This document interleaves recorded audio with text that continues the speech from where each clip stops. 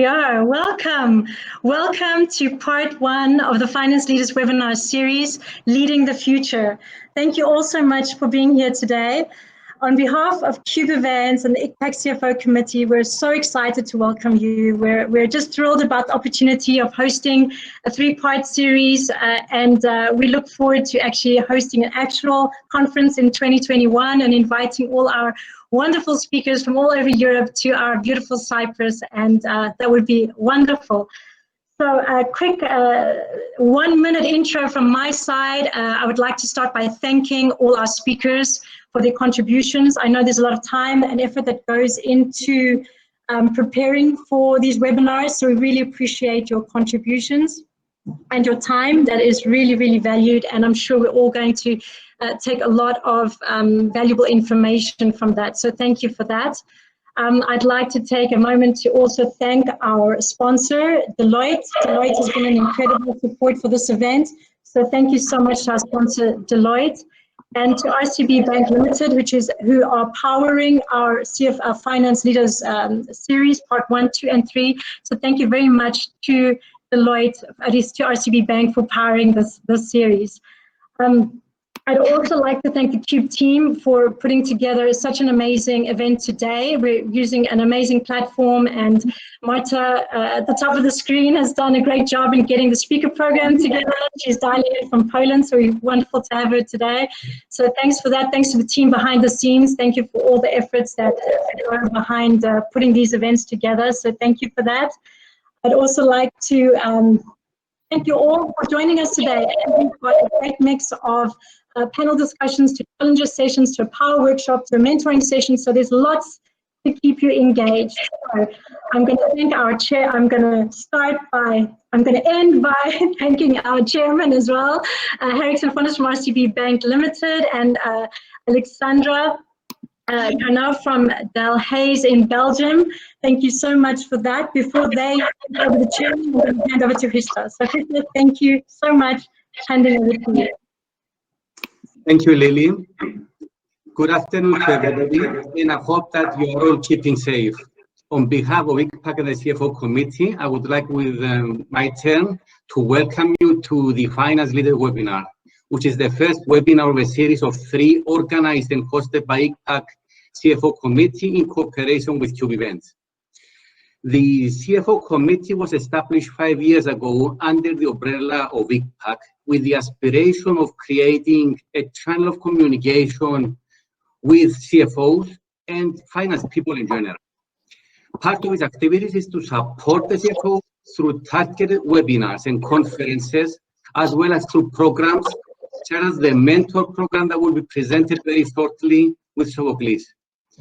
From my turn, before proceeding with the webinar, I would like to take this opportunity to thank you all for participating, and also thank our speakers for the effort and time put on this webinar, Deloitte and RCB for sponsoring and powering the webinar, all the contributors for their valuable support. As a closing remark, please note that the webinar carries 2 CPDs. Thank you. Thank you, Christa. Handing over to our chairman. Thank you. Excellent. So welcome from my side as well. It looks like it's going to be a lovely afternoon. And thanks to QUBE, our sponsors, and our co-host, Selk, for such a great agenda. I have with me our co-chairwoman, Alexandra, all the way from Belgium. Yes, good afternoon, everyone. So, Alexandra, it's yes, such a great agenda, isn't it? I mean, what do you like the most? I mean, what are you looking forward to here today? Well, you know, the tastiest part for me personally, as long as I'm a finance person, is exactly the part when you're going to be having a panel discussion about business partnering. I think it's really a huge opportunity for all of us to listen new insights and to share our experience. So I'm really, really excited to have the best out of this time that we are going to have all together. And what did bring you here, Hari? Well, it's interesting you say that, because really the business partnering is what makes fit RCB here the most. You know, it's basically how it all came up with Lily and QUBE to help support this agenda, support, let's say, the organization and planning of this event is because of the RCB's, let's say, approach towards its clients and its corporate clients. We are dealing with CFOs every day, standing next to them as partners and helping them digitalize processes, helping them add value to their everyday needs on their own customer service. I feel that these finance leaders is the ones that are making these strategic decisions, making a change, growing the organization. And RCB Bank has been here in Cyprus for 25 years. It's actually our anniversary this year. And we actually are about to expand even further to the local market.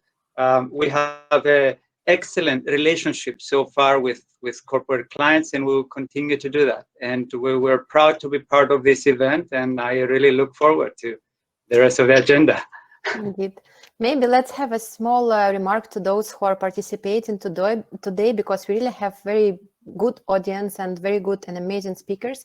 Maybe I would really advise everyone to be active and to use chat and questions and polls and all opportunities that we are having through this webinar. So let's be active. Let's really take the best out of our time together. Now we would like to give the floor to Stephanie, yes, who will be presenting as the first speaker to us. Yes, thank you, Stephanie. If you can join the stage, Stephanie will be providing insights of the digital workforce on the remote work that we currently all are living to, but it's actually important to not only working remotely, but leading your teams, leading the organization remotely. So there's a lot more than just web conferences, right? That's right. Stephanie. Absolutely. It's becoming a new norm, as we'll discuss. Just to say, first of all, good afternoon to everyone. I understand we have people from a variety of locations, but mostly Europe, so it must be afternoon for everyone. So I will start off with just a brief intro of what I will cover in this short and sweet, as we say, 15 minutes presentation.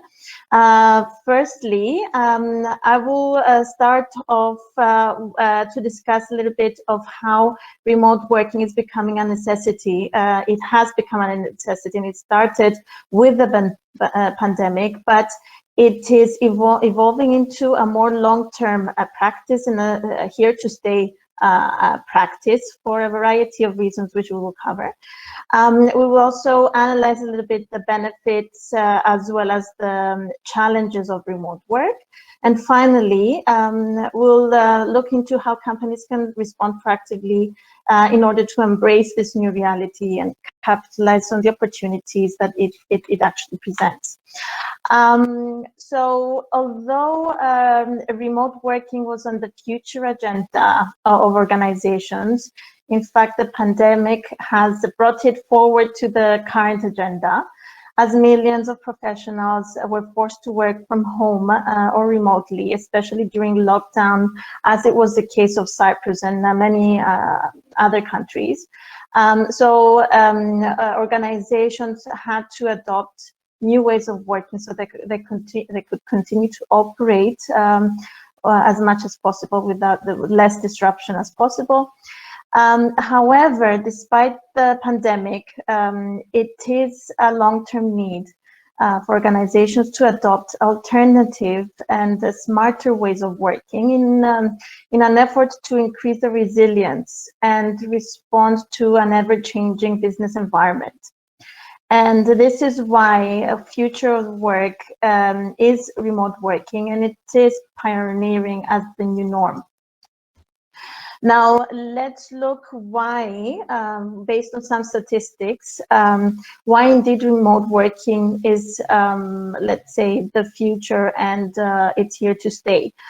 Firstly, 75%, I think we have a slight delay, 75% of the workforce by 2025 will be made of millennial employees, who give value to work-life balance and remote working arrangements. Therefore, this is a generational issue. Furthermore, 38% of organizations worldwide offer remote work opportunities as a means of promoting well-being, and it helps them become employers of choice, attracting talent, but also retaining their talent. 54% of respondents of a survey who had never worked from home before the lockdown would prefer to work from home more after the lockdown, as they're discovering the different benefits of working from home or remotely in general, and what it has to offer in terms of efficiency and work-life balance. And 39% of respondents would like their employer to allow more flexible working arrangements in the future. And remote working is a means to achieving this. So basically, remote working is part of this culture shift towards a more flexible direction for both employees and organizations. It's about breaking this traditional concept of the office space, allowing more flexibility, and this is where work is evolving towards. So as a result, employees can therefore have a more balanced personal and professional life, while being productive, and simultaneously organizations can become more flexible and resilient. Of course, we need to note here that remote working is subject to the suitability of each role within the organization, according to its nature and duties, which is something that it's an exercise that companies need to do. Some roles cannot be done remotely, they need to be on site, such as frontline staff. Some jobs can be done fully remotely and some partly. So this is an exercise companies need to do internally once they decide to adopt this way. So let's look a little bit of the benefits of remote working. I think there's a slight delay. But first, let's say benefit is less office space is needed as more people are working from home, which brings to lower overheads, and the next point, which is cost savings, which indeed remote working can help with. It's also an integral part of business continuity, as it can enhance work sustainability during times of unprecedented crisis, such as indeed COVID-19. But also during stability can support a more flexible way of work and work-life balance for employees.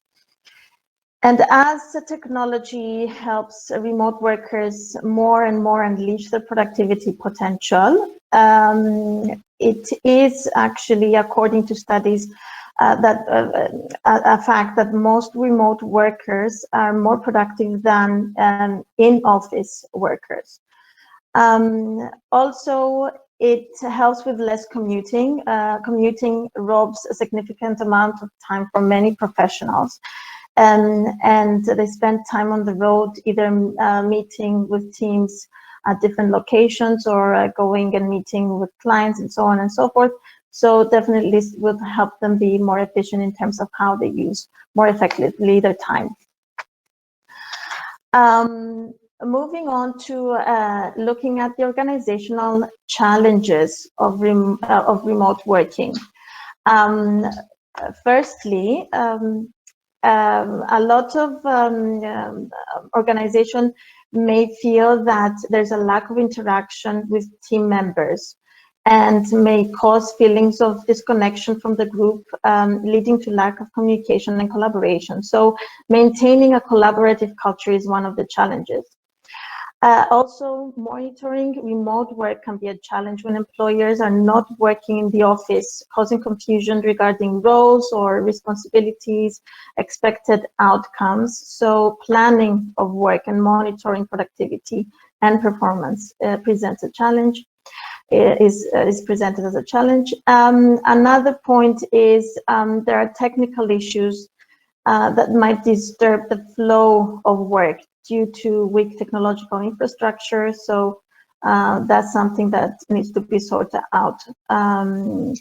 And of course, the cybersecurity and vulnerability. So employees are greater risk for cyber attacks when working remotely due to a lack of appropriate threat control mechanisms that exist.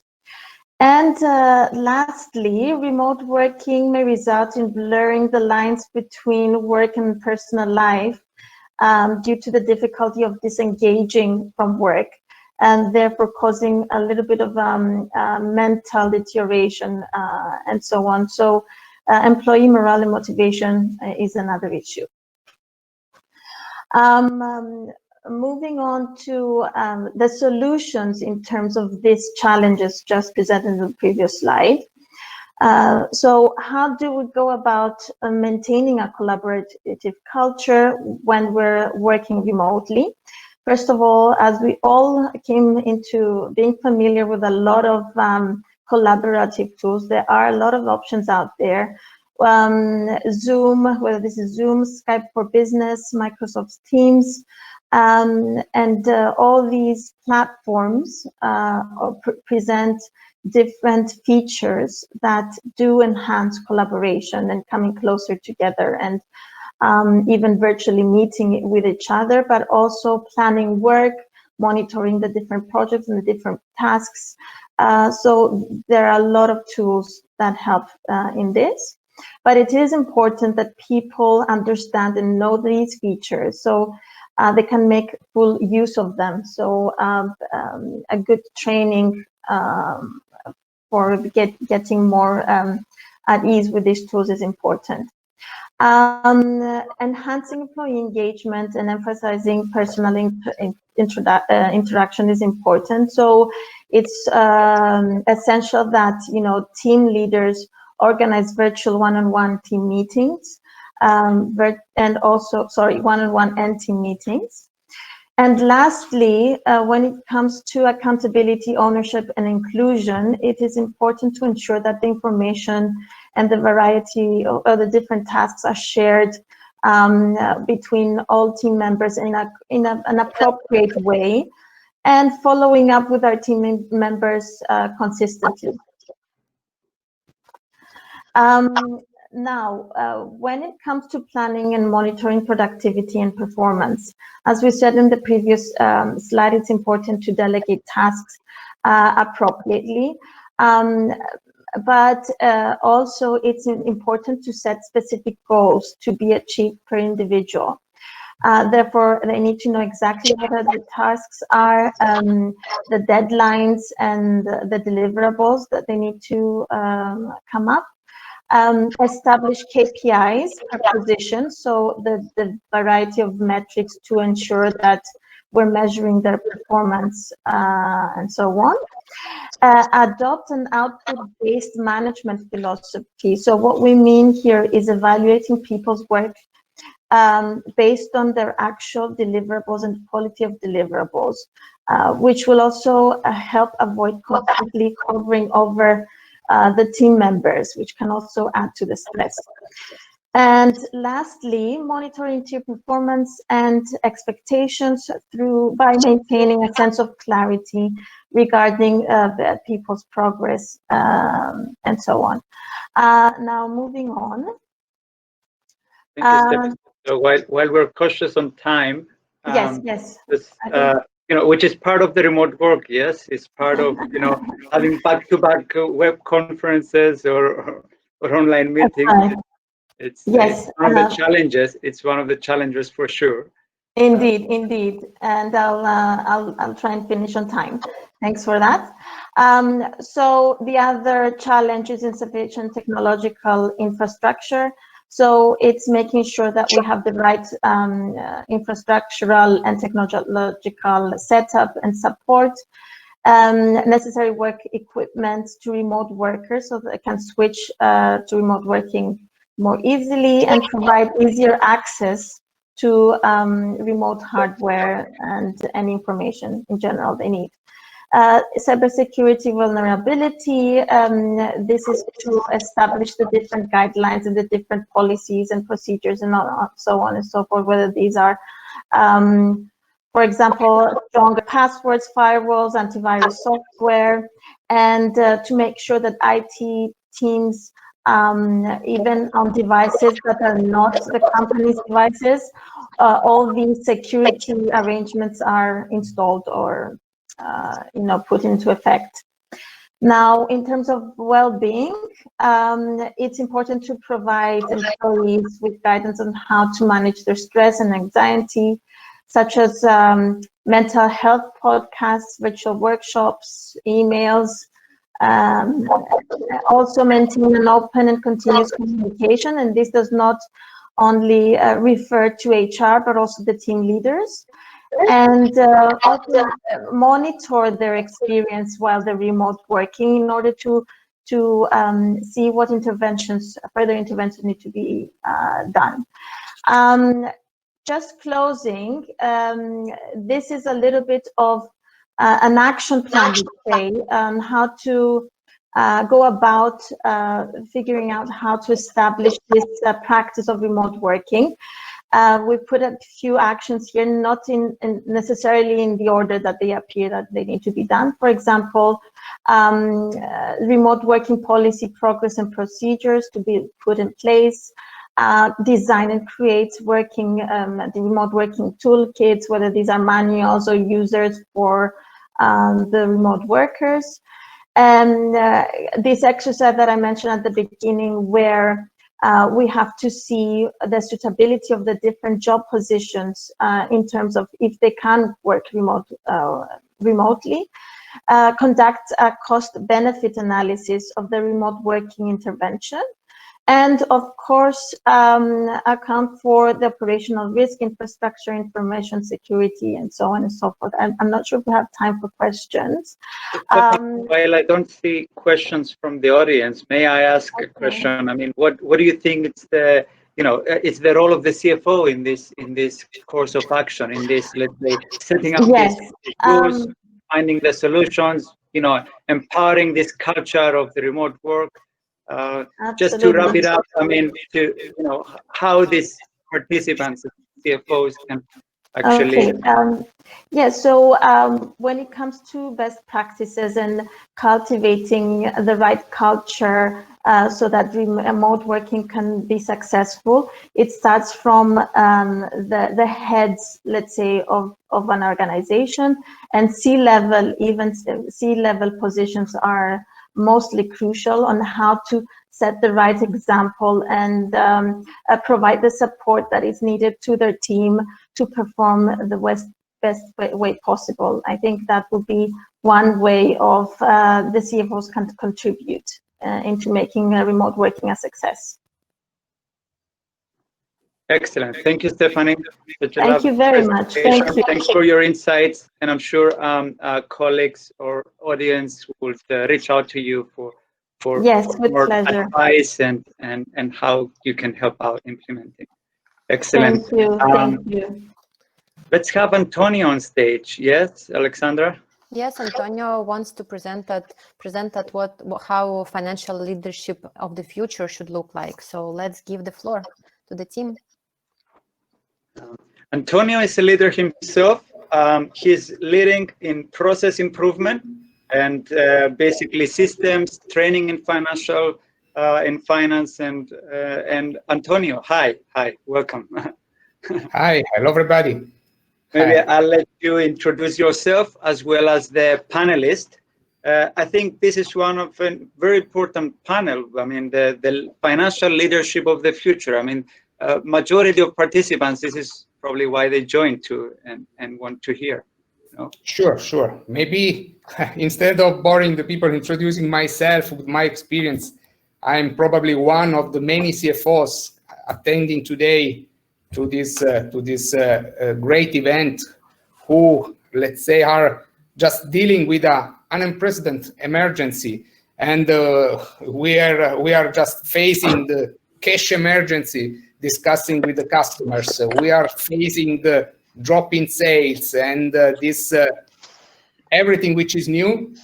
And in the meantime, we have to also work on the financial leadership. We are discussing the financial leadership of the future. So we have also to care about our teams, our people, and the organization. So today we have to do this working remotely.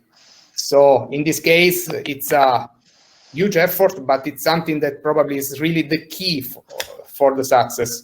So I'm here discussing in this panel with Arti Sharma, who is the CFO in ECC Bank, with Juan Jose Piedra Galan, who is the CFO in Novartis, and Rob Jackson, Vice President Finance Operation in Sage. So I would like to ask, maybe we can start with Arti, just discussing about this sort of evolution of the finance. How do you see this transformation that finance has to do? Hi, good afternoon. Can you hear me? Yes. And can you see me? Yes, we can see you. Okay, thank you so much for introducing, and thank you so much for calling us for the panel. So, you know, all these topics are very, very close to my heart. I've been the CFO for now 15 years of ICICI now, and previously I was with American Express. So I would say that for making progress towards future vision of finance leadership, there are some transformation changes that I propose, and I'm working on those changes within my team also.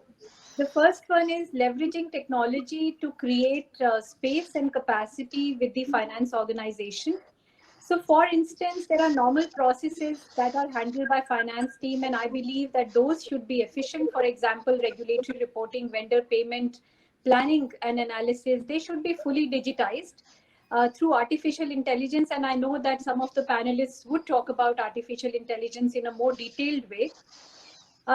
And you know, the second point is empowering the finance professionals with new skills and mindsets so that they can support the new way of working.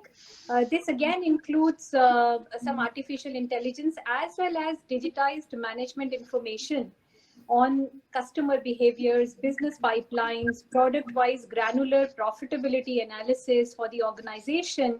And they should help the businesses in this way rather than only being a pure accountant or becoming a pure accountant in finance team. And the third point that I believe is very, very important is that they should widen their horizon and responsibilities to utilize a broader range of management information to help in the strategic initiatives of the organization and provide business solutions. Again, a very, very important area. So all areas primarily belong to digitization and bringing efficiency in finance processes and help the business in reaching the strategic initiatives. Finance teams are no more only accountants, sitting and booking entries. They are much more than that. And in this era where most of us are working from home and remotely working with all necessary technology in place, I believe that the finance team has to go through these transformation changes. Last but not the least, I would like to mention about mental well-being. We discussed this in the presentation before this panel. It's very important that mental well-being is taken care of in these unprecedented times. When we are dealing with so much of uncertainty, we are working from our homes, which could be lonely for some employees. Not everyone stay with their families, so they are very lonely sometimes at home. They are disconnected from friends and colleagues. And obviously, the market environment is very difficult. So I believe that finance teams are one of the most impacted departments because they live with the profitability and the numbers for the business. And I believe we as leaders have to be empathetic. We have to feel for them and we have to help them in being motivated. We need to take steps to ensure that, we should bring some certainty to them. Additionally, I would say personal calls with them are very important for the leaders so that we become their sounding board in case they are facing any difficulties in the current times, which are very, very unprecedented and uncertain. So those are a few of my thoughts, and I would now like to listen to my other panelists. Thank you. Thank you, Arti. Sorry. Juan Jose, maybe we can also discuss how the finance function should adapt to this new technology in a strategic way, working also on the sustainability, as I know you are a green CFO, so it's important. Yeah, do you hear me well? Yes, we can hear you well. Perfect. I mean, my advice to the audience on your question, how can we adapt? I would separate it into big pillars. The first one is following what Artie was saying. As CFO, I believe we need to embrace the digitalization of our companies, if not leading this process. But I believe also that we need to don't forget what is this digitalization coming at the end of the journey. No? If we think of the different tools and technologies that might be impacted within the finance functions, you can think on RPAs, no, robotic process automations, or artificial intelligence to foresee costs or sales, or blockchain, the future 5G implementation that I believe it will change our lives. But from the CFO point of view, that would also have a paradox that will automatize process and release some time that we obviously somehow we need to adapt and move into a more added value position. No? So my advice would be one step ahead of the technology.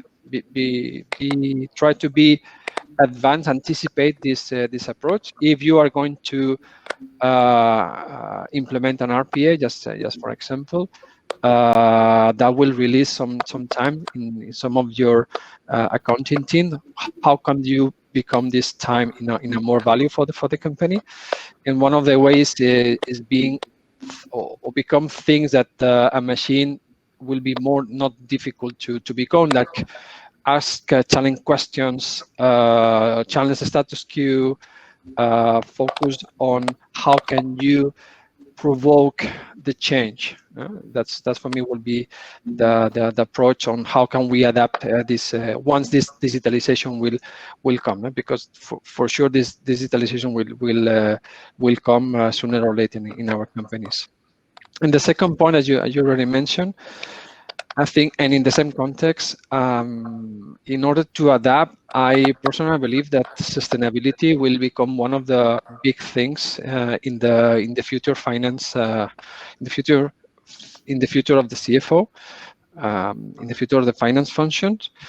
You think from the traditional shareholder-centric approach that I guess every one of us we study in the university, we are moving into a more stakeholder-centric approach, no? Where not only the financials are important. Obviously, the financials will remain important, but what is the value to the society? What is the impact in the climate in terms of environment? What is the added value that we provide to our employees or customers? No, and one of evidence from this approach is that the increasing importance of the ESG, the environmental, social, and governance investments or investors that at the end of the day are the owners of the company, at least in the multinational companies, that more and more they are adding this participation and hence the level of importance from our decisions to them. No? If we think in a post-pandemic situation, because now, as Artie said, it's a bit tricky nowadays, but in a post-pandemic situation, I believe that we will have three layers pushing this situation to the finance function. No? From one side, we will have this push from the investors. As I said, the ESG investor will become more and more important and more relevant. So everything we move into that direction will be appreciated by them. We will also have the new generations. Either our youngest employees, either the new customers that will become more and more the voice. The sustainability topics are more and more important, and we should not forget the competitors as well. No, the competitors should have this step ahead, and we can lose this competitive advantage if we are not the first one who are the movers. No, so again, for me, sustainability and becoming this green CFO, I think it will be important in the future.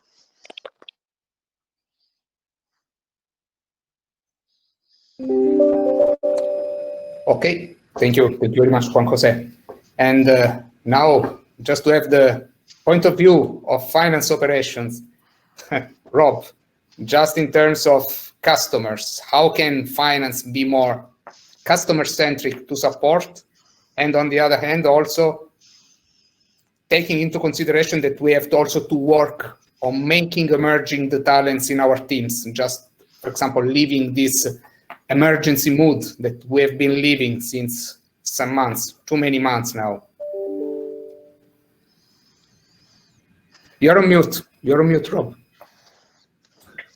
Someone must have put me on it. Okay, thanks, Antonio. So as you alluded to, I'm responsible for a finance shared service center team, and as a global team with 3 different sites. And as most of those teams are, they're pretty good at process control, accounting, all of those normal things. So don't really need my leadership in those areas. So it's not really where I invest my time, other than just making sure that the bases go right and working with my team. So where I try to focus my time, so one being customer success. So creating empathy with our customers. That's empathy really in a sense of understanding them, understanding what those customers, what our colleagues internally need, what suppliers need from our processes, so that we can support them. And we do that really internally through obviously constant messaging about starting with the customer, which is one of the SAGE values across the board. And then supporting that with techniques like design thinking, the use of personas and what have you, and through NPS and sentiment gathering on a regular basis, so that we can get good quantified feedback on what we're doing, what people are liking, what people aren't liking. And then secondly, is you touched on the sort of the colleague and people agenda. So, you now more than ever need a team that are engaged and thriving in their roles. So we do lots and lots of communication. It will always feel like you're over communicating, but that's probably about the point where you're getting it right. Using Microsoft Teams, which is one of our, our kind of tool of choice, but then other interactive presentation tools such as Menti, Kahoot, things like that, which really work in getting feedback and engaging the team in all hands and presentations and stuff like that. And then working on, what you expect us to work on. Are we making it an attractive team to come and join externally or internally? Are we developing our team, particularly in new skills and technologies? How we rotate across roles and internationally, which we're now doing much more of. And, of course, what we do is retain our top performers. And part of the way we do that actually is through sort of the third area that I focus on, which is innovation. We want to be the most innovative function within SAGE, and so we're investing in new technologies, some of which have been referenced, and particularly in how those technologies combine. I think there's probably no one magic bullet out there, but with a bit of robotics, kind of analytic process automation, conversational AI, and kind of niche-ish cloud process tools, you can combine those to be really effective in a way that's a bit less disruptive than, rolling out SAP for 4 years of your life. And I think that's kind of how we're going about things. Thank you, Rob. Thank you. Yes, technology is also a way, like now, to share many point of views from many CFOs and just to discuss roundtable about how to discuss about, let's say, financial leadership and how we should approach these particular times. Thank you. Thank you. Thank you all. Thank you, Antonio, for the moderation. It's excellent. And I think one of the best parts of this event is that we have such a diversity of industries. We majority of us have the same role or let's say a profession, but the variety of industries is what makes it more interesting, and the various parties around the world. Alexandra. Yes, thank you all for sharing your experience and your basically your experience in current state. It's very, very useful for all audience, I guess, to hear that. Should we continue, Hari? Yes. So we'll take it. Thank you. Have a lovely afternoon.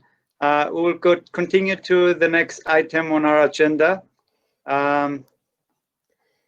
which is So I guess now we will be talking and listening about mergers and acquisitions. So we are welcoming Eleni on the stage. Eleni, please join us on the stage. Again, a very important aspect CFOs are dealing with on company strategy, expansions, merging with other either business partners or new players in their field, acquiring other companies. Eleni, take us on to your presentation. You will see us back shortly. Thank you for the introduction. Thank you everyone for joining today. Now it's later in the afternoon, so energy levels may be lower. I hope you'll find this interesting and I won't really bore you to sleep. So today I'll be taking you through the current economic environment and how M&As can influence shaping the next normal in the post-COVID era. As we can see and as expected, deal activity has significantly decreased, especially during the first half of 2020 due to the COVID pandemic. What I want to note is that similar shifts and decreases were also observed during the 2008 financial crisis. Although the factors may have been different, M&A is one of the elements that can be severely impacted in an economic downturn. However, in July, there was an increase in M&A activity, especially within the global environment, mainly because deals that were supposed to take place previously were put on hold and they got resumed during July. Despite the decreasing trend up to and again September 2020, there are indicators out there that show that M&A activity will continue and will pick up during the rest of the year. So before we move on, if we can have a quick poll to see your views, how an economic downturn will impact the deal activity. If you can use the poll function and place your votes, we will be moving on and comparing the results to a survey actually recently conducted by Deloitte, where 1,000 participants all involved in M&A activity were involved. And actually they said that 42% believe that an economic downturn can actually boost the deal activity. What is important to note here and through the survey is that 15% of the participants actually thought that they wouldn't expect so much an impact on deal value, but they would actually expect lower purchase prices, which actually means that there are opportunities out there in periods like this. And we will see it right after when we will be discussing the deal multiples and how these have fluctuated over the years. What we can see here, and it's very interesting, is that during the prior financial crisis, 3 years before, the average deal multiple was around 10.8. But right after the financial crisis, it significantly dropped to 6.5. What this means is that practitioners in M&A who proactively engage in such transactions and activities could actually find the opportunities which will then yield them higher than expected results if they were to invest at a different point in time. So in addition to deal multiples expected to decrease, and we can see a slight decreasing trend also during 2020, so we could be experiencing something similar. There are also other factors external that can drive M&A activity during economic downturn. And what I actually mean is that currently interest rates are significantly lower than before, and there is available bank lending out there. So someone looking into entering a transaction, they could financing at lower costs than before. In addition, it seems that there are high levels of corporate cash, and someone can also gather and finance their transaction through obtaining liquidity from the bond market, so through bond issuance. There was also, again in 2008, a shift towards from traditional, let's say, bank financing to bond issuance. So maybe we will be experiencing something similar again. The last factor that may impact M&A activity is unfortunately the expected increase in the number of bankruptcies and distressed companies, because a lot of companies have been severely impacted by COVID. And when the government support schemes will gradually stop, there are some entities that may not be able to survive. So for the investors, this may create opportunities to find companies which they may be interested to invest in and obtain, let's say, going forward, higher results. So now as to the M&A strategy, obviously due to COVID, things will be changing systematically or throughout various sectors and various industries. So companies will be looking into reinventing themselves in order to be able to survive or even grow further in the next normal. So let's have a look at the various strategies and how to redefine M&A.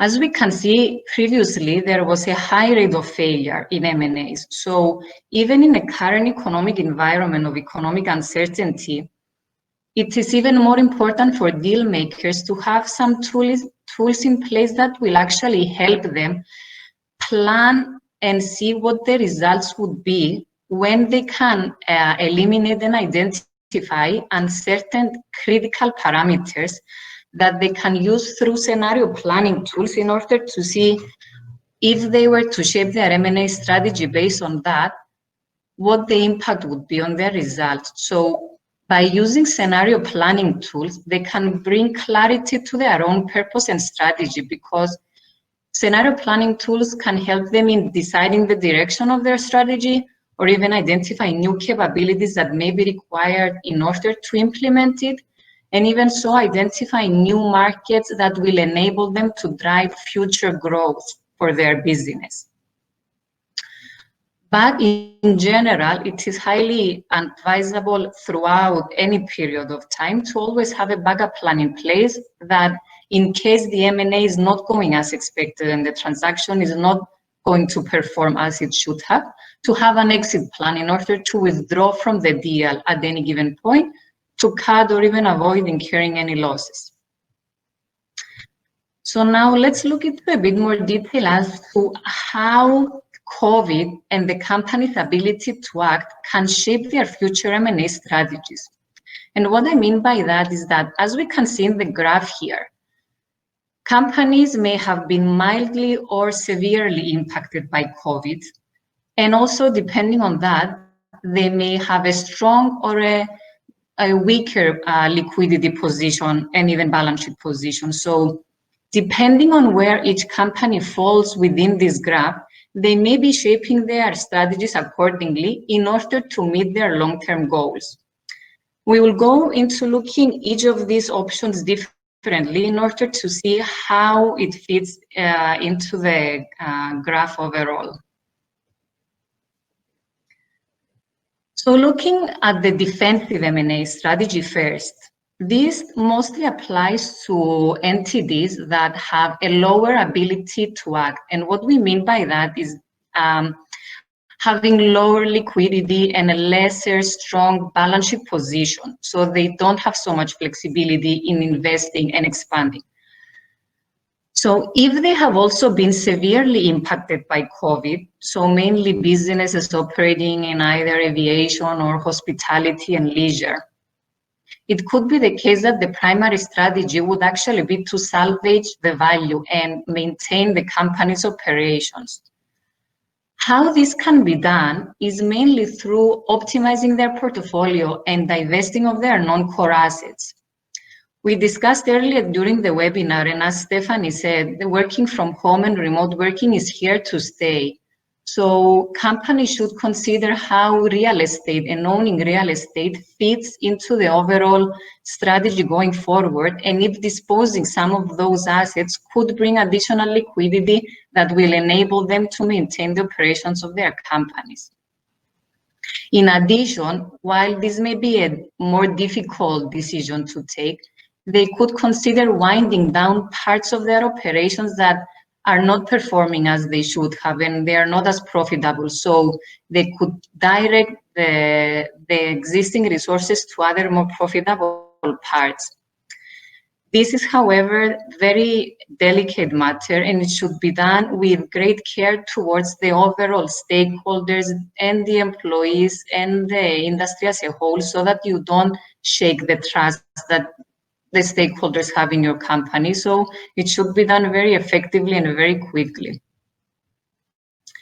Now, again, under the defensive M&A strategy, another option for companies that may not have been so severely impacted by COVID would be to safeguard what they existing have, their position in the market. So how they can do that is by capitalizing on synergies, either through existing transactions that they perform or any new ones that they are planning. But because they have strain on their liquidity, it could be the case that they will be partnering up with private equities that have higher availability of cash. So it will enable them with lower risk and lower initial injection of capital to enjoy the returns and the yields in the future. So this is more on the defensive side. But also on the flip side of things, so a more offensive M&A strategy, this would be mostly applicable to companies that have a strong ability to act. So strong liquidity, strong balance sheet positions, so they could be in a position to making more strategic and bold moves. So the first, let's say, category under an offensive M&A would be for companies that have been severely impacted by COVID. So what they will most likely be aiming at would be to transform their business in order to safeguard the future, to ensure that this impact will not be long-term. How they can do that is mostly through pursuing and performing acquisitions and alliances with underperforming peers or high-growth startups that will actually enable them to place elements within their existing portfolio that will help them drive their way into the future in order to ensure that they will be present. And finally, under the offensive M&A strategy, so companies with strong liquidity and balance sheet have not been severely impacted by COVID will be actually the game changers, the ones that have the strategic opportunity to partner up with strategic partners, innovative startups that will shape and transform the future based on the consumer needs, as we've heard before, sustainability, climate, technology, anything that will drive change. But overall, and in conclusion, in order to perform a successful M&A strategy, you need to have in mind certain elements in addition to the ones we used to have in the past. So in addition to sound due diligence and integration plans and proper valuations, we need to consider different elements like social, environmental, new partnerships, how we will be using data in the future. But in order for a successful M&A to take place, you need to build it around trust. Trust with the industry, with the stakeholders, the employees, your customers, your suppliers. If it's built on trust, then it has a better foundation for success. So in conclusion, we can all agree that the world is changing, everything is changing. So today's normal will not be tomorrow's normal. But M&As could be the way to assist your company either from saving it to begin with, or even placing it as a new leader and shaping the next normal. Thank you very much. I would be happy to take any questions. Thank you, Eleni. Thank you. We'll keep looking at the questions tab, and we're just anxiously waiting for someone to start getting engaged. Maybe some people are shy. I don't know. We just want them to, speak up. Maybe we can draw them on the stage to get interaction going.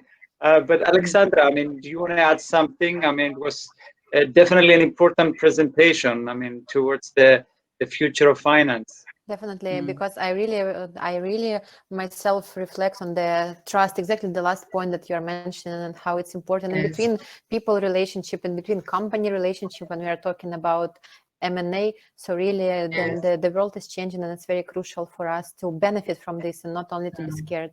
Thank you, Yes, Eleni, for presentation. You're very welcome. Thank you, everyone. Thank you. Thanks, Eleni. So we're going to participate in Challenger session.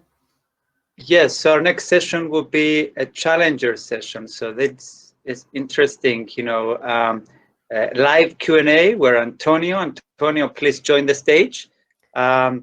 We'll have a chat with two of Prestige colleagues, Rodrigo from Group Renault, as well as Aria from the Coca-Cola company. Aria is with us. Antonio, you may take the stage. We can start off one-on-one with Aria, and then while Rodrigo joins, we can continue accordingly. Yes? Alexandra, you agree? Yes, floor is yours, guys. Sounds like a plan. And then we have up next, after this great Challenger session, we have coming up the mentoring presentation from Sophocles. We have the power workshop. We have another panel discussion. So I think the agenda is keep pumping up and pumping into coming better and better. Yeah. But we really want to invite everyone to ask questions, guys. We have an amazing opportunity to ask professionals about their opinion, their experience. So let's be active on this. Yes, as well as you may take the opportunity to network with other colleagues. So if you look at the tab where it says people, you can see who else is in the event. Feel the opportunity to create, text within chat. Anything you like, as well as please submit a vote on the polls. It will be interesting to hear your views. Yes. Okay, good afternoon to everybody. Again, we are here to discuss about the leadership of the financial strategy. We're discussing the concept of the operation with the aim of maximizing the success and the use of data and technology. I must say that looking at the past, even if the companies were using really powerful ERPs like SAP, there was a sort of partial interactions between the areas of the company, like operations, sales, marketing, and finance, and so on. Then now, release after release, we see that there are many areas where the companies are just evolving.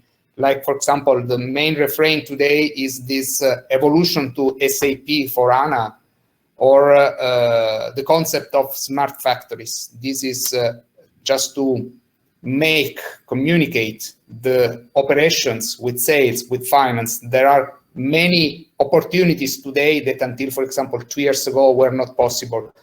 And then on the other hand, we also see that the companies are investing a lot on new reporting tools, just like Power BI, SAC, and other tools, because there is a need, given all these opportunities from the operations of having many details to simulate and to understand how to do some what-if analysis based on the data that today are available for us.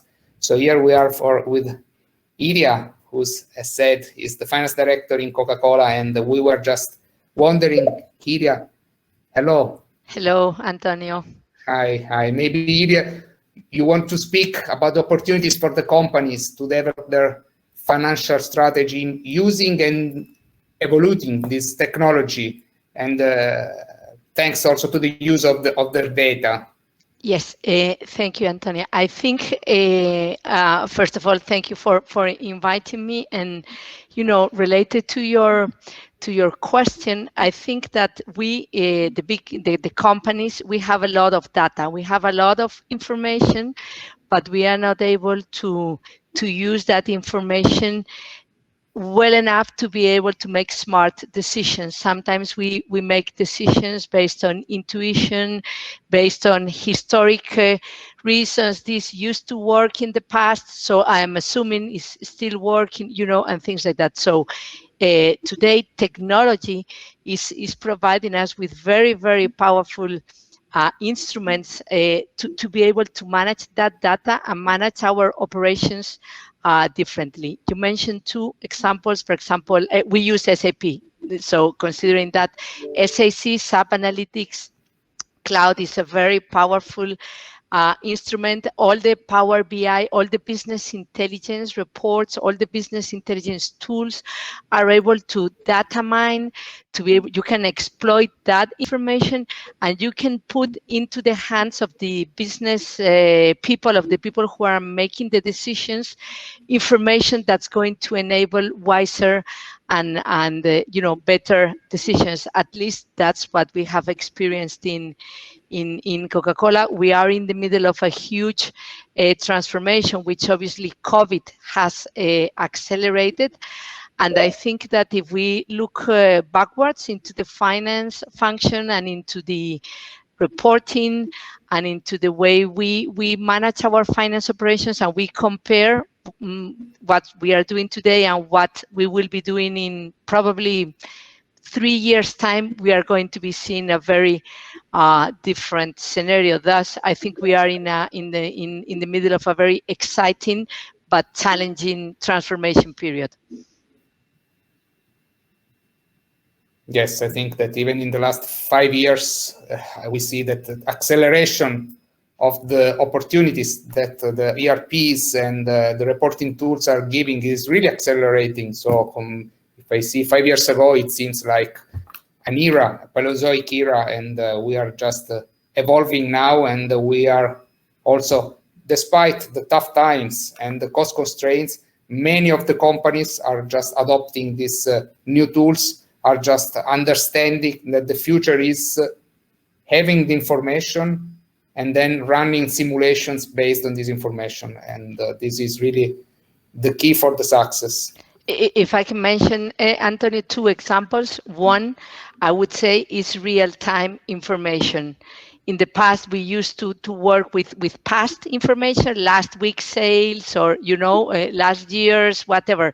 Now we are all expecting, and we actually use real-time information for decision making, and I think that was a big transformation that came in the last few years. And another one, I think, if we think about the financial planning function, right now, technology and the artificial intelligence is allowing us to build our forecast and our plans without having to enter, let's say, political inputs and, let me see, because data is really driving the forecasting. So I also see a big transformation there, because before humans, let's say, used to build their forecasts. Right now, data and technology is building so much that really the accuracy of our estimations, I mean, we forget about COVID. I mean, in a business as usual circumstance is really much higher than before. Thus, we do not need so many resources into forecasting, but we can allocate those resources more into more value-added, functions. Yes, I agree. Yes, this is what we see today that is almost taken for granted. But we think that in the recent past, we were just taking some decisions or doing some forecasts based on the request from the customers, on the past experience, and on the direction of the wind, which was just something that was building a sort of prediction, which today we see that is based on most solid fundamentals. And then we are also able to take some decisions which, as in the past panel, Rob was saying, can be much more customer-centric today than in the past, because you are just taking some decision based on reliable data. And we must use this data, otherwise it's just a big tank that, as you were saying, can be even old based on, for example, 1 week or 1 month old data, which are useless sometimes. Okay. Thank you. Thank you, Lydia. I don't know if Rodrigo was able to join, but in case, I think we have also a question here, I see, by Alexandra. Harry? Yes, Rodriguez unfortunately will not be joining, but thanks, Aria. I mean, very insightful information. I mean, real-time data indeed, it's a must in this space. We're all becoming more demanding and more demanding into, expectations are going up, but yeah, this is what where technology is driving us to, and things are possible, and we need to leverage on that.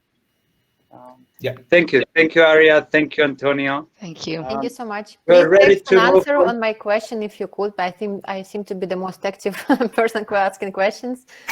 Yes, Alexander, do you want me to reply back in written? Or I suggest that you reply here. Everyone can also hear Yes, it and sure. can read it. Thank you so much. Thank you. Thank you, Iria. Thank you. So what is next on agenda, Harry? Next is Sophocles. Sophocles is working with ICPAC, and it's actually, he launched this new program, piloted in 2019, where he's doing mentoring for colleagues. Here he is. Hi, Sophocles. Hello, Harry. Hello, Alexandra. Hello, everybody, and good afternoon. Yes, thanks, Harry. I'm actually the CFO for Swissport Cyprus. That's my job. But thankfully, I'm not here to talk about that because it would have been a very depressing session, considering that Swissport is in the aviation industry. No, I'm here to talk to you in my capacity as a member of the CFO committee of ICPAC and the program leader for the mentor program that ICPAC has. For those that don't know us, ICPAC is basically the Institute for Accountants in Cyprus. So we launched the mentor program back in 2019. It was on a pilot basis, and it was geared towards the accountants in the industries, CFOs and other finance professionals in the industry. We consider it a very successful first phase. So we are now ready to launch phase B, and in the next few minutes, I will try to give you as much information as possible about our program, but more importantly, to invite you, if you are interested to become a mentor or a mentee in our program, to contact us, and I will give you all the details in a few minutes.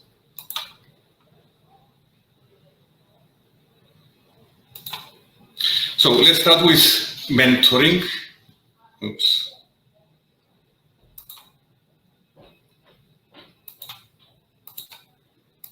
Sorry. A bit faster. So let's start with mentoring and what is mentoring. First of all, mentoring is ancient. It's very old. Supposedly, it started in ancient Greece, where Socrates was a mentor for Plato. More recently, in the last 20 years or so, it has been used by a number of organizations in Europe, in the US, in Asia, as a development tool for their executives. What is the definition, or one of the definitions of mentoring? Mentoring is the informal transfer of knowledge, ideas, and support from one member, the more senior member, the mentor, to a more junior member, the mentee, relevant to the career and the professional development of the latter, of the mentee. But for me, the best way to describe it is through this short graphic story, where you have the mentor with the knowledge and experience sitting on the top of a hill and having this 360 long distance visibility of what is around them. The mentee with limited knowledge and experience is at the foot of the hill and does not share the same visibility. So through mentoring, the idea is for the mentor to help the mentee climb the mountain, get the same view, the 360 long distance view, but then it is the mentee's decision on which direction to take. So it is a very effective development tool. I think if you ask people that have tried it, they will confirm this. And in studies that we have seen, 90% at least of people that receive mentoring, the mentees, are considering it a very effective development tool. And what it entails, basically, the more senior person in the relationship, the mentor, shares the experience and the learnings from their career with the mentee, provides support, provides advice and motivation, discusses possible actions, possible goals, agrees on an action plan so that the mentee can navigate through their career and fulfill their potential. Basically, a mentor process, and this is also the case for our mentor program, a mentor process involves firstly analyzing the current situation, then evaluating available options or investigating new ones, then setting SMART goals, and SMART goals, SMART means specific, measurable, achievable, relevant, and timely, so with a fixed deadline, and agreeing an action plan. And lastly, monitoring that this action plan is executed. Now, on the bottom of the slide, on the right-hand side, you see the elements, some of the elements of mentoring and coaching, because the two are sometimes related. I will not get into too much detail. I will just say that mentoring is broader, is more general, is more informal, is more longer term, while coaching is focused, it is specific, and there's a fixed time period during which you have it. And in our program, we used elements from both mentoring and coaching. So what drove us to launch it? First of all, it was something that we felt strongly about in the CFO committee, and this is the fact that the CFOs, and there are so many of you here now, the industry accountants are like the people on the right-hand side of the slide. Of course, nowadays, industry accountants are, I think, much cooler than the guy on the top photo, but we still feel lonely, we still feel unsupported, and we need to support more, I believe, than our colleagues in the profession. So this was the philosophy to offer, and this is also the philosophy of ICPAC, to offer support to the members, and not just technical support, but different kinds of support as well.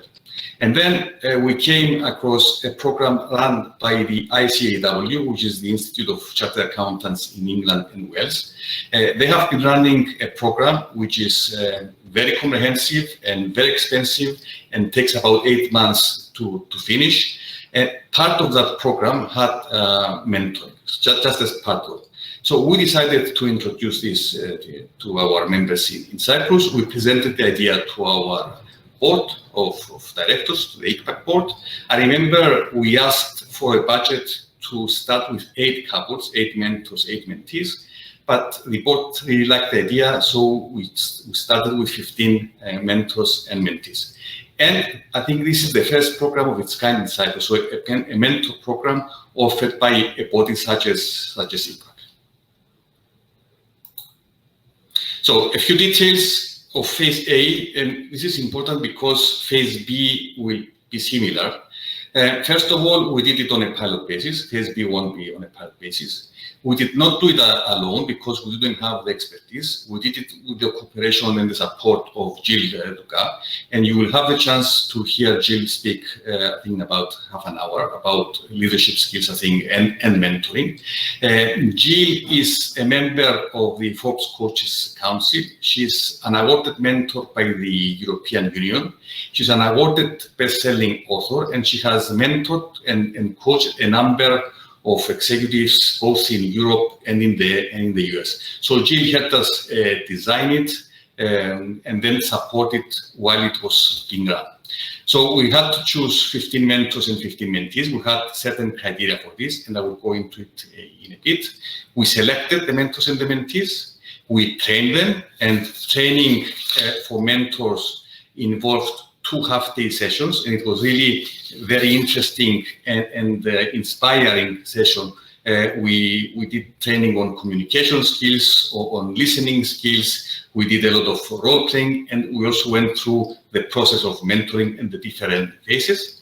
The mentees also went through, I think it was shorter session of half a day, and they were introduced to this training to mentoring. And after the training finished, we had to match the mentor with the mentee because we wanted to avoid any conflict of interest, for instance, working in the same company. We matched our couples, and then in November of last year, we started our sessions. Phase A was 6 sessions. It went up to May 2020, and it went through COVID, so the latest sessions were done virtually. But our commitment, both mentors and mentees, was such that we finished it in May 2020. I also have to stress that this program is offered to the members for free.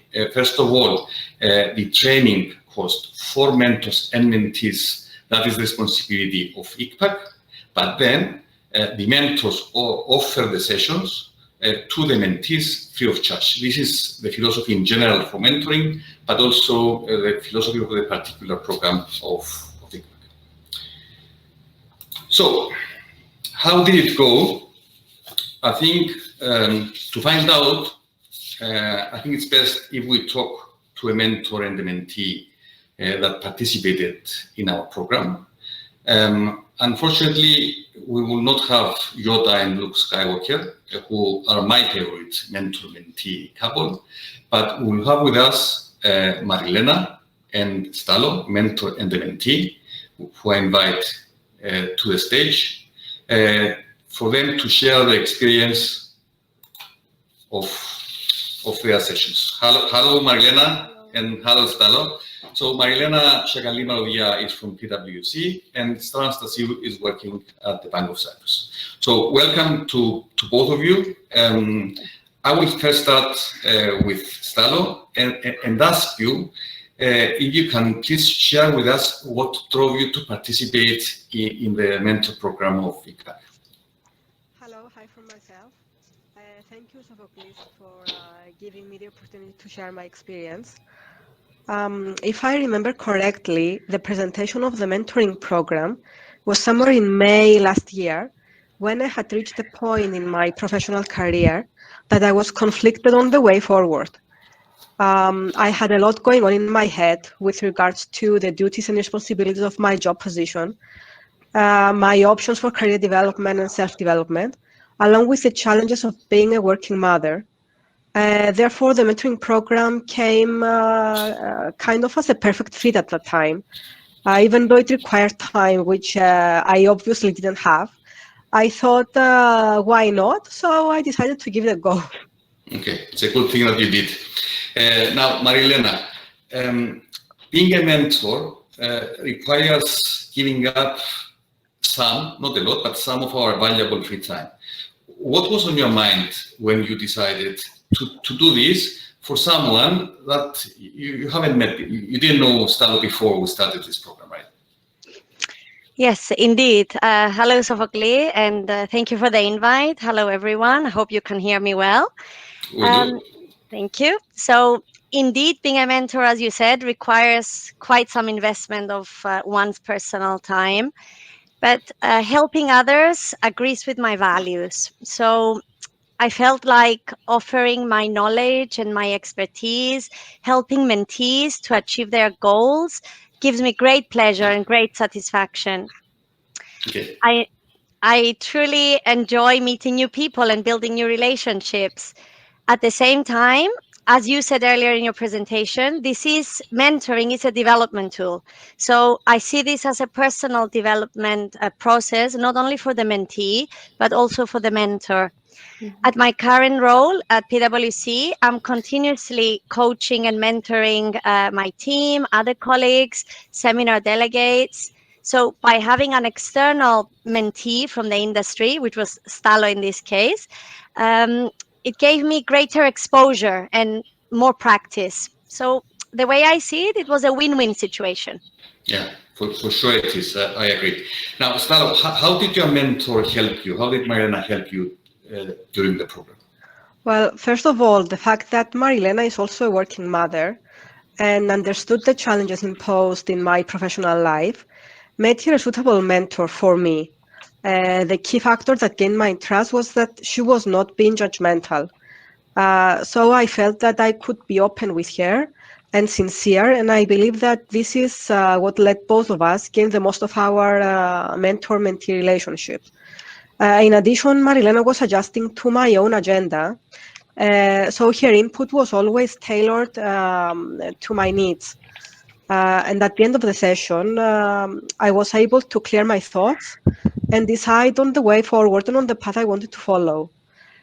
Just something I would like to stress out here is the fact that the relationship between a mentor and a mentee is bound by confidentiality. So it was made clear to me from our first meeting that whenever was mentioned during our session was to remain between us. This helped me to relax, open up, and basically appreciate the opportunity given to me to be mentored by a professional of the same background. Sounds like a very good mentor-mentee relationship. So I would also ask Marilena if you can please also describe this mentor-mentee relationship that you had with Stalo.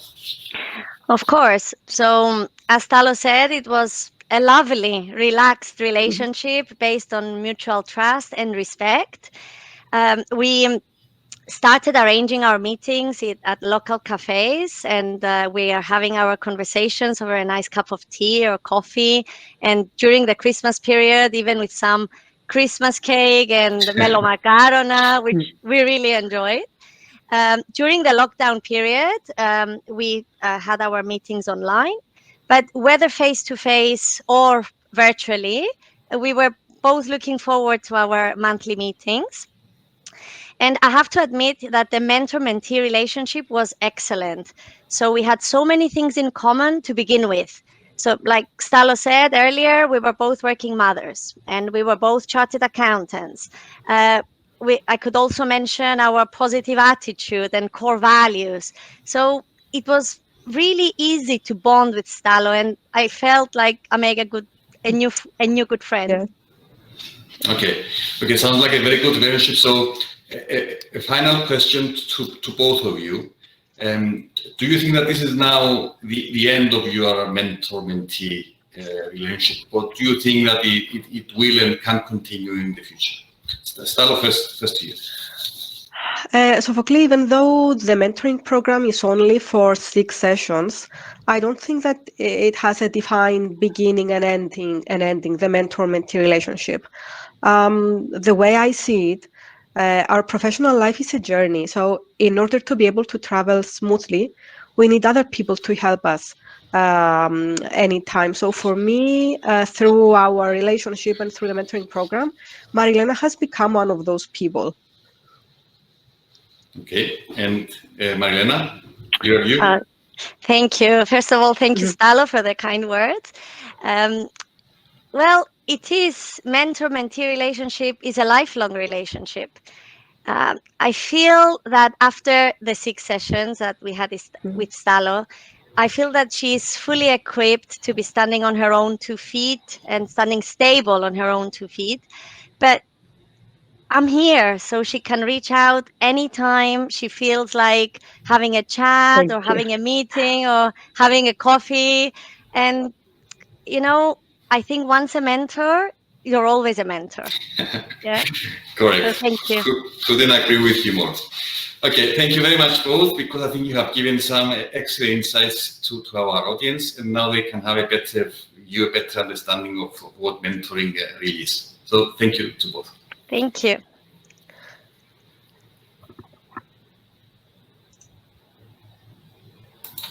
So now, as I said before, we're now ready to launch phase B. COVID permitting, and I have to tell you, I don't like COVID at all, but COVID permitting, we will launch it by the end of this year. Phase B will involve 25 mentors and 25 mentees.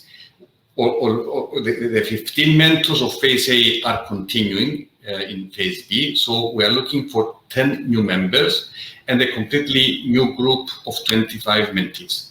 It will be a similar process to phase A. So there will be criteria. I will mention this in a minute.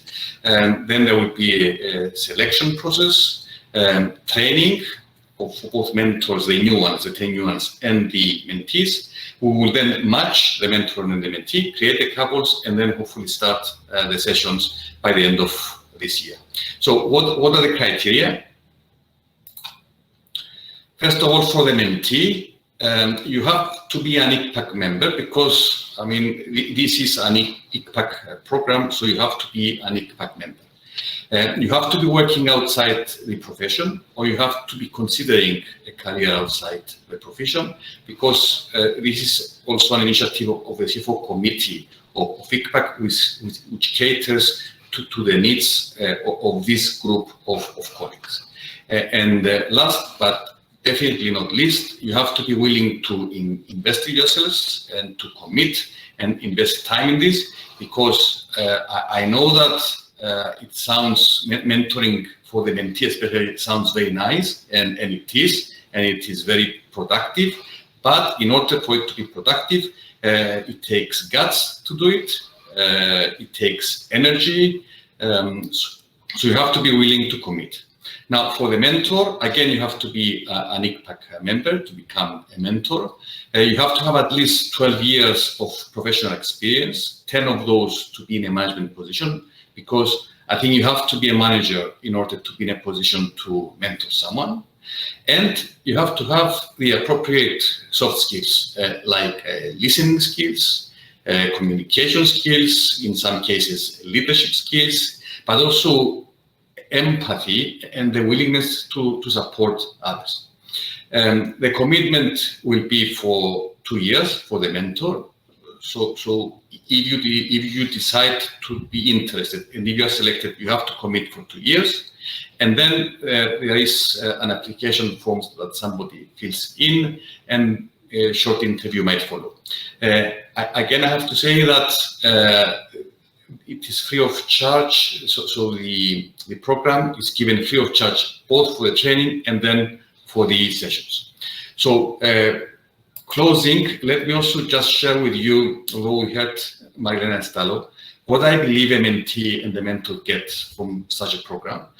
Starting with the mentee, they get better performance and effectiveness, I think, in their current position. Longer term, they get professional development and growth. You get exposure to other organizational cultures through your discussions with your mentor, and very likely improved chances of career development. You get better job satisfaction and less stress in your job, because you have somebody, your mentor, on a monthly basis, and whatever challenges or issues you face during the month, you can share with your mentor and get support and get advice. And finally, and I like this description of mentor very much, you have an accountability partner, because whatever you discuss with your mentor, and this is why you become effective, whether you discuss goal setting or actions or action plan and timetables, you are accountable to your mentor, and this makes you very effective. But you have to get out of your comfort zone to achieve all this. And finally, for the mentor, here you see Mr. Miyagi and the Karate Kid, another favorite mentor-mentee couple of mine. And I think from the movies, you can also guess my age, because both of these have been in the 80s or 70s. So the mentor also gets professional development and growth, because through mentoring somebody, you do develop and you do grow. You get exposure to other organizational cultures through your sessions with your mentee. A lot of satisfaction, and I think this was very apparent in the way that Marilena talked. Great satisfaction in sharing experience with the others, in providing advice and support. And then higher self-esteem, networking, which is not very important if you ask me, and in some cases it re-energizes the person and their career. So if you are interested, and I really hope you are, because it is a worthwhile program and we would like you to help us continue it. If you are interested to participate either as a mentor or a mentee and you fill the criteria that were mentioned in the previous slide, please contact us by sending an email to mentorprogram@icpac.org.cy. Tell us your name, contact details, where you want to be a mentor or a mentee. You can also ask a question, and we will get back to you, and we can take it from there. So that's it for me. Thank you very much. Thank you, Sophocles. I must admit that it's a very, very interesting program. I mean, really, and we really like the fact that you invited Stalo and Marilena for their views, and I'm sure this program is making an impact. It seems very promising and impactful, and I can be certain that the members of ICPAC are appreciating, and you will have a lot more interest, and you have a lot more colleagues wanting to participate. Thank you, Harry. Hopefully it's going to be like that. Thank you. And goodbye, everybody. Thank you so much. Thank you. So now, should we have a virtual coffee break? Yes, let's drink some coffee. I'm sure everyone is on their desk with some coffee served already. If they haven't had enough already since the morning. But yeah, let's take a break for 3 to 5 minutes. During this time, I mean, you can stay logged in. A few pointers that we want to make, mentioning about the next 2 sessions. One will be the panel regarding business partnership. I hope that will be quite interesting, and we have some very good panelists that will give insights to that. And then closing with the power workshop. I mean, that would be definitely something different. It's probably first time ever in a webinar to have this type of workshop. So I'm looking forward to. Yes, let's some logistics. Yes, yeah, go ahead. Yeah, some logistics from my side as the person who is very bad in technology. Everyone will get the link in chat that will be basically leading us, everyone, to the Zoom. Guys, do not disconnect from the current platform, but just go to the Zoom, because Power Workshop will be led there, and then from there we will be having a closing session, or in Zoom or back here. But please follow the link that will be shared in chat to go to the Zoom. Okay, so everyone will need to find the link, yes, in chat. So we will tell them again, click on the link. If Zoom is not downloaded yet on your computers, it will take maybe 30 seconds to download it, and then it will automatically open. So we will just need some patience there. If you already have Zoom, that means that it would automatically open. Zoom basically will give the opportunity for everyone to participate, and interaction is key, and we're looking forward for your participation. Yes, meanwhile, we can also have answered some polls questions that are popping up from time to time. There are 2 new posted, so feel free also to express your opinion on some questions.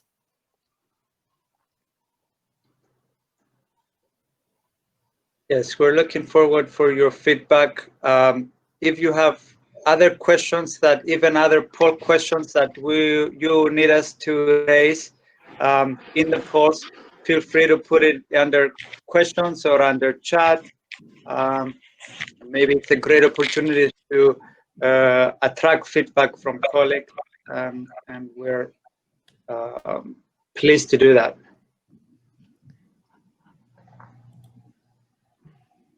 Yes, and also I think at the end of today's session, there will be also a survey, I believe, that will be distributed among all participants for everyone to express their opinion on how did it go, what they knew, and what are the biggest benefits from this webinar. So also feel free to participate. Your answers are very important.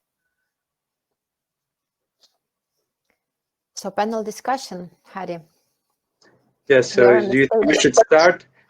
I'm trying to be punctual on the time and very cautious on the agenda. So thinking that maybe I should give another minute for the coffee break. It's good that we've catched up. You know, at the beginning, you know, we were running late, but I know that everyone is, you know, utilizing some precious time from their schedule.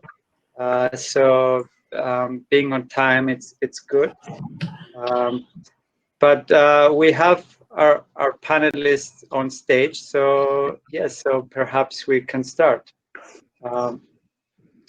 Welcome, Mikhail, welcome, Rene, welcome, Farouk. Hello, Harry. Nice to see you. Hello. Hello, Harry. Hi, how are you all doing? Thank you for having us. All good. Our pleasure, our pleasure. It's for us, it's great that you could join, each of you, from I mean, from home or from the office or from, you know, around the world. This is another benefit that we get with these remote sessions. Now we'll be talking about business partnering today, and Alexandra said earlier that, you know, she's looking forward to hear. Can we start with maybe Rene can tell us, you know, I mean, what do we expect? I mean, what should the audience expect to hear? What do we mean by business partnering? I mean, just defining the topic, maybe. Yeah, thank you, Harry, for this introduction. I would say business partnering is quite a modern way of describing a finance person or a CFO.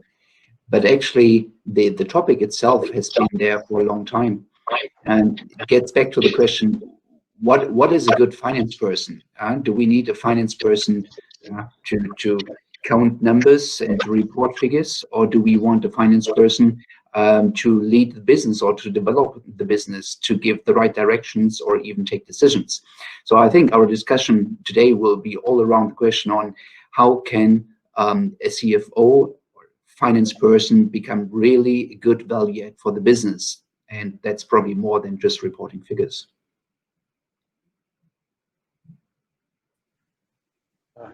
Let me unmute myself. Yes, thank you, Rene. So I will pass it on to Mikhail. Mikhail, so to add on what Rene said, what is the expectations that we have from the CFO role on business partnering? I mean, can you define the financial business partner? I would say for me, you can either, I mean, you can split it in two dimensions, right? There is one dimension which is purely finance for finance, where I think in that realm you will have really like the core function of finance, you know, bookkeeping and all those elements, where I would say to a certain degree your true business partner is either the outside world, tax authorities and things like this, and, you know, your internal audit, this kind of elements, where here it's expected that you basically are on top of the fundamentals of finance.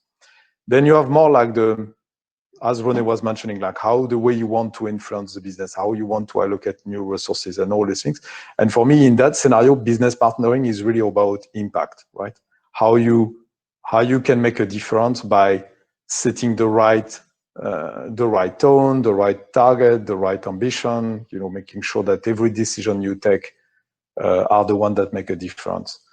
And in my humble opinion, this is all boiling down to a certain soft skill about the art of, say, I don't know, storytelling, how you influence things, you know, and this is for me like really where true business partnering magic, quote, quote, happen, right?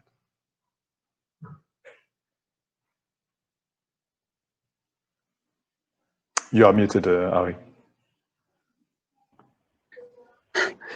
Sorry. All right, I'm getting better. I'm getting better. Very good, very good. So finance supporting and challenging the business, yes? I mean, it's to give the advice, to add value, you need to challenge more on your business partners. Farouk, welcome from your side. So are there specific qualities or specific skills that we expect to see from the CFO? I mean, are we, how can be more effective into this role? Because I mean, we understand from the colleagues that, you know, there's certain things that they can add value, but what is the expertise, or what are the skills they need to have? First of all, hello everyone, all the audience, and I hope everyone is safe and sound in their places, especially nowadays.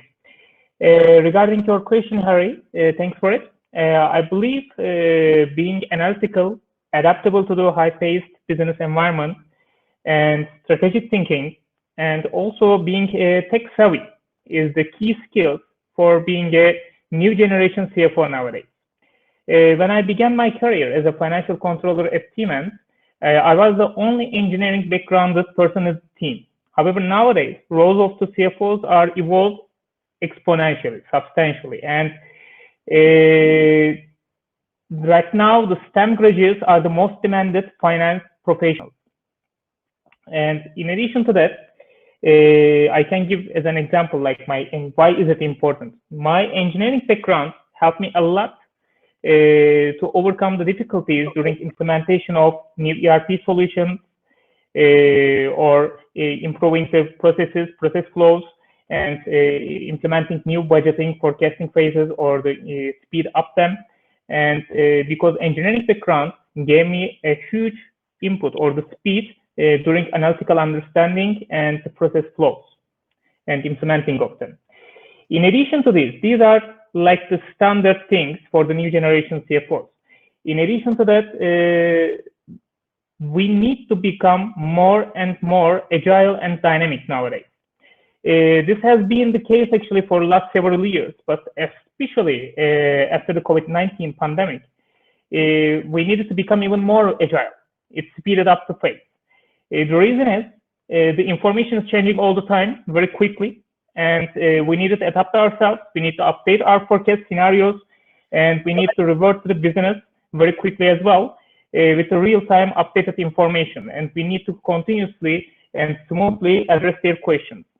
Of course, we need to have the strategic mind, and we need to have the business background as well to explain them and transfer the knowledge to them clearly and smoothly. So we need to use the smooth common tongue as well as effective visuals instead of like complex financial just the tables or figures.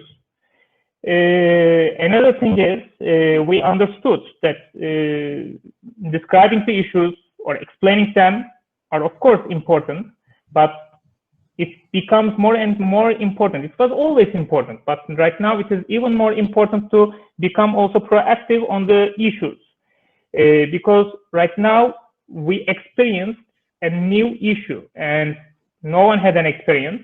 So we need to become more proactive to think about what can be the additional issues and additional problems that we need to sort out or solve them. In order to do that, we need to have more time for ourselves, for all the CFOs, and we need to decrease the redundant workload. This is another thing for all the CFOs nowadays. I guess it's a challenge for everyone because there are lots of still manual workloads, paper flow, and etc. even in many companies. I mean, even though many companies there are like the paperless targets, Stan already implemented some automations, but we need to go even further, 100% maybe paperless, implementing the chatbots to answer the standard questions from the internal customers and etc. These are my initial and general insights about the matter. Thank you, Farouk. Thanks. I mean, it's definitely very interesting, especially you're coming from Lagos, so you're coming from the retail industry, and your background. I guess it's definitely helpful to advise the business. So if I go back to Mikhail, for example, working from Microsoft, so a technology company. We heard from Farouk, Mikhail, that how important it is to on the having knowledge on the non-financial, let's say, areas. What are your views there? Let's say, like Farouk said, what about translating these numbers into stories or into numbers? What's beyond the numbers? So I think to the point of Farouk, you know, I think the industry is evolving very fast, right? I mean, let's say the fundamental of finance, you know, debit, credit will remain there, cash flow management, all those dimensions remains, right? But the way to approach this, and especially we are living an era where every year we are creating more data points than ever before, okay, in the entire human history. And I think just this surge of data, right, is something that does impact a lot the finance function, right? Because, you know, businesses comes with new solutions, they come with new business models, they come with new threats from the market, new competition, new things like this, and they want basically finance to be able to have a word at the table, right, on the decision making. And if you think about it, I mean, like, you are not going to multiply the finance team by 2, by 3, by every factor that you have, like you know, growth of those data points or growth of the business needs. So leveraging what we call modern finance solution, you know, artificial intelligence, the bots, as Farouk was mentioning, and being able to have, let's say, the technology to support you absolutely daily, so that you know, the groundwork of finance and actually the first level of intelligence are already done by the technology, and you, as a decision maker, you are really there where you can influence it with your, let's say, your unique human skills. I think that's really where finance is leading the way, right? And where finance is moving. At Microsoft, we are using, for instance, machine learning for doing forecasting. We used to spend a couple of weeks on this every quarters. And today it's done by machine. It comes to you. Basically, I sit with my team for, let's say, 1 hour or 2. We look at it, we make a judgment, you know, when you have very large deals or, you know, very large concession that you want to take into consideration. And then the rest is done, right? Something that used to take me, I would say, a good couple of weeks to sync with the business is not done in a couple of hours. Does it mean that I have nothing else to do? No, I mean, I'm obviously can spend much more time in, you know, building deals economics, figuring out how we can, you know, tailor an offering for our large customers and so on and so forth. So that's where I think CFOs and the finance function is evolving. Very good, thank you. I will pass it on to René, and basically, René, we've seen how AI, robots, technology, I mean, we've seen all these skills from colleagues, the importance. What about the rest of the business processes? What about the understanding of how the rest of the company works? I mean, what? Yeah. I think you're pointing, stretching out a very, very important point. I mean, being a good business partner from finance means that you really understand the business of your company, independent if it's software, engineering, production, or whatever. So ideally, working in finance, you have worked in many other areas within the same company or in different industries, maybe. So why not being a finance person who has worked for 2 or 3 years in sales, having the experience of a really tough negotiations with a customer where you need to get 1, 2, or 3 cents down in a price for a certain volume, of course, and tough decision you need to take then to say, I really need to go down because otherwise we'll not get the business. I think that's a key experience for a finance person, because many years later, if you're in finance, it's easy to say, to take an Excel sheet and say, yeah, we did a bad deal there and we make losses on that one. But to understand what pressure, for instance, a salesperson or a marketing person is into it, I think this will help. Yeah, and also if you look into production, to really understand what are the critical processes within a production or within development, if you have a software product, whatever, what are the frictions that can happen suddenly? Yeah?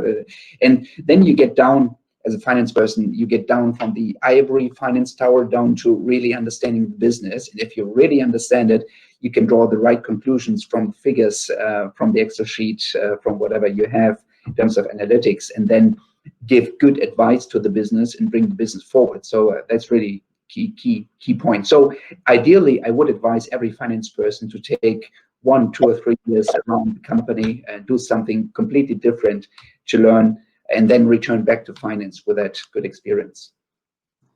Yes, I mean, I have to personally as well, dealing with customers, dealing with the CFOs, that those that are actually looking into more into the rest of the business process, technology, where they can make better decisions. And definitely, I mean, it aligns our approach as RCB Bank as well of how we actually advise. We help. We do appreciate the business process of our clients and the technology to help them digitalize processes and giving them value. Farouk, so appreciating technology, appreciating the rest of the business. Do you have an example to give to the audience? I mean, in your environment, in your industry, is there any digitalization? I mean, you're working with. We heard from Mikael earlier about the AI he started using. What are your, let's say, recent experiences or achievements into that area? First of all, of course, I mean, we are also in the process of implementing new machine learning technologies to automate the process flow of the invoice bookings, invoice recognizing and bookings, as well as the expense settlements as well. In addition to that, we are also using the new gen ERPs and also partially AI to watch the optimized level of the stock and to send the automatic request to the logistics team, what to be replenished, when to be replenished, and etc. To speed up the process flow. We understood the importance of the technology, of course, during the COVID-19, especially case like 3 months ago.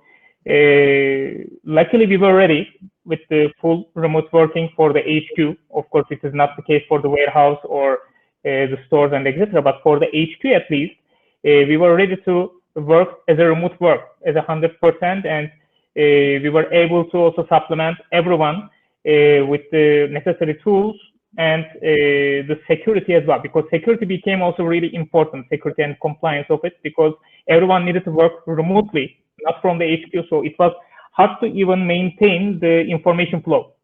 And you need to be very careful about the confidential information flow, especially when everyone is working remotely. So this needed to be addressed, and this is also important. In addition to digitalization and digitization, of course, we can talk about other sections like becoming omni-channel, becoming implementing actually combining the e-commerce and online sales versus the stores. In addition to that, you can think about order management, like complete order management systems, OMS. These are very important digital and automated processes and the solutions. And we are some of them we are using right now, and some of them we are in the process of implementation at the moment. And we are always checking for the new tech actually popping up, because right now it is a very challenging environment. And in order to survive and proceed even more or to be on the top, you need to always look for more. Thank you, Farouk. Rene, going back to you from your side, I mean, your role maybe either currently in Arcadis or from your experience, definitely we all agree here that we need to support organizational decision making. CFOs needs to be part. But what are the challenges there? I mean, I think the audience wants to find solutions or want to, let's say, match their challenges with what maybe you can tell us from your experience. I mean, of course, the challenge for all finance people is to get the right information. And the right information not always comes through figures, through reports, but there's also non-financial information within the company. Another good advice also is to have very good relations within the company, and to have across various levels, into development, into production, into sales, have good personal connections, to walk around the company in maybe non-COVID times where we are all working from home. But normally, if we are all working in a company, it's fairly easy to go down from the ivory tower into production or somewhere else. Have some good interactions, maybe have a water cooler talk or a coffee machine break, just discussing how it goes. Do you have some issues? Yeah, you know, I have.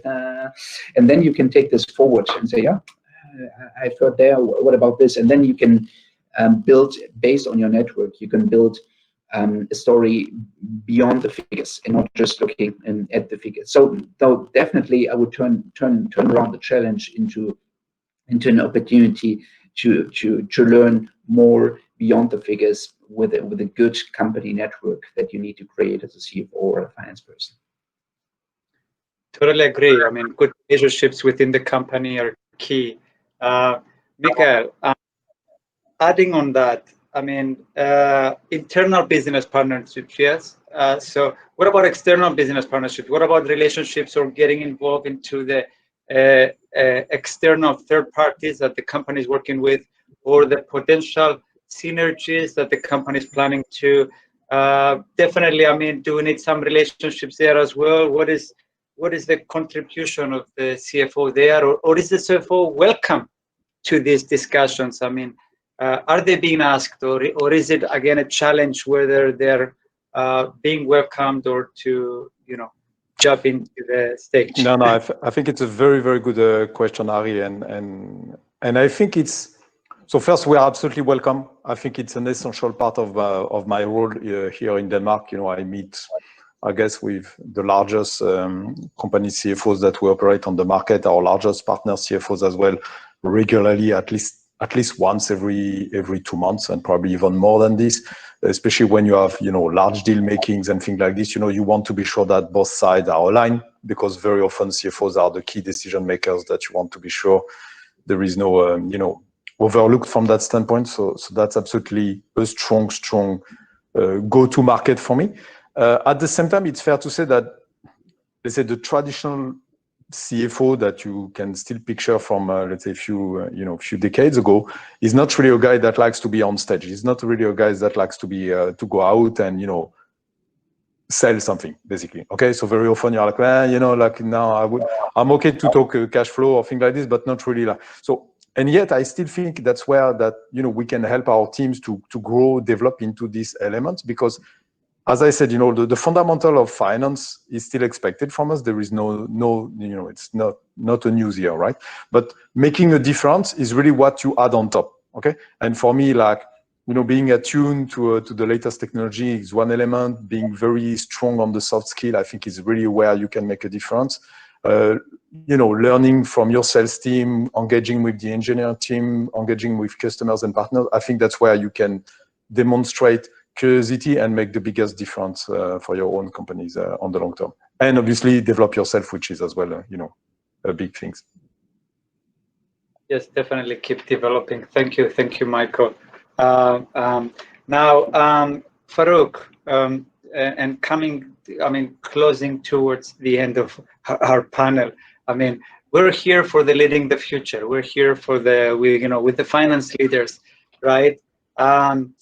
So do you agree that we all need to have a business partner mindset? Yeah. So this is what will help us, I mean, to progress and handle the future in finance. Yeah.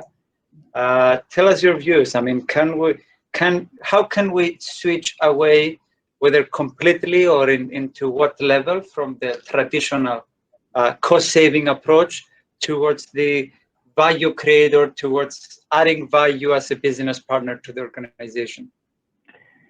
Actually, it is not a case of like how or if or etc., because it's a must. Of course, there are some things that will always stay there. As also Mikhail mentioned earlier, there are always some things that they need to be done regularly, properly, and they must be managed. However, we must evolve.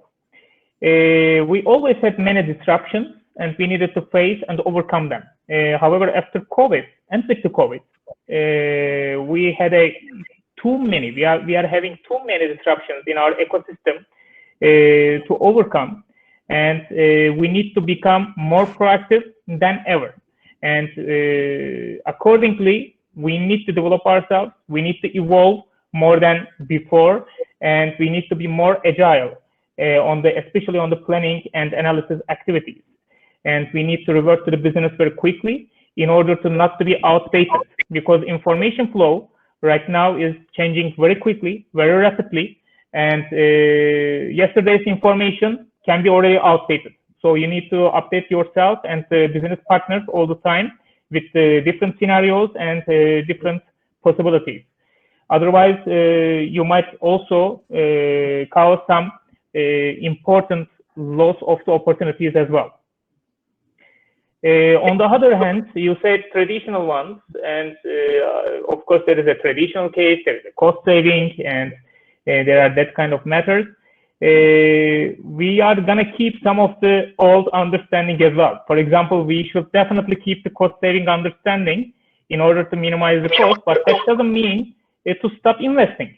Investing is something else. We are talking about the OPEX levels, but investing definitely needs to continue. Especially if we want to input more value to the business as a finance partner, but as a business as well. We need to follow up all the new trends and all the new technological advancements and improvements as well. And we need to think about how we can implement into our business in an efficient way. And since we will be the key persons and the leaders of this transformation, digital transformation, because most of the time, CFOs are highly involved with the technology and information flow, and we are the key members of those transformations or leading them. We are the ones who is allocating the budget, or at least trying to convince the business leaders to allocate the budget, let's say. We need to have the strong arguments to support what kind of investments that we should focus, because you cannot focus on every kind of investment. You have a limited budget, so you need to prioritize the investments based on the business needs and the most value-adding one. Also for ourselves as well, as we already talked, we should minimize the redundant workload in order to be able to support to the internal customers as well. More totally agree. Totally correct. And this is the new mindset, you know, not just controlling the budget, but promoting and empowering new investments. Something that I sometimes say for my clients as well is that it's not only about cost saved well, but money spent well as well. You know, so it's not only about that is correct. A good save, but a good investment is maybe even more important. Anything else that Rene or Mikhail wants to add? I think our time is up. Was a good Alexandra, maybe from your end. I mean, you're also a CFO.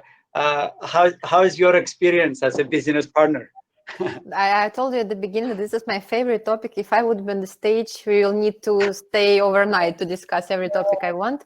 So I'm really very excited that we really have opportunity to share from different industries. Indeed, the basis is there, but there are some different topics and some different tastes from company to company. But anyhow, we are all together now, at least in the current situation, with huge development of IT, of all technology, and the current remote work, and we really need to adapt. We are having some chat with Mikhail on our common chat, but really let us be all together around this topic and to develop this business partnering role, because it's really very exciting. You see, I'm very excited. I can talk endlessly about it. Stop me now. I get two takeaways: that we all need to be agile, and we all need to, the new finance leaders will help digitalize and will help transform the business to the future. Yes. Excellent. All right. Absolutely. Thank you. Thanks for your time. Thank you very much for the time. Thank you so much. It was Thank pleasant. Bye-bye. Thank you very much for the time. Bye-bye for now. Bye-bye. Thank you. Bye. So we are having new activity coming. I assume, yes, we have posted the link to Zoom. Harry also left. So guys, please follow the link to the Zoom in chat, but don't close current session.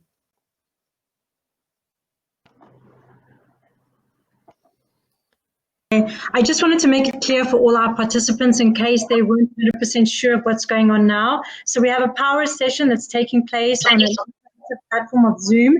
There's a link in the chat section that you can see that mentions the Zoom. You will keep both windows open. So you can click on the link, it will take you to the Zoom platform, and you will appear there for Jill's session, which is the last session of the day, which is an interactive workshop. So thank you so much. I hope that's clear. So click on the link, join us there, keep this link open, and we will see you shortly. Thank you.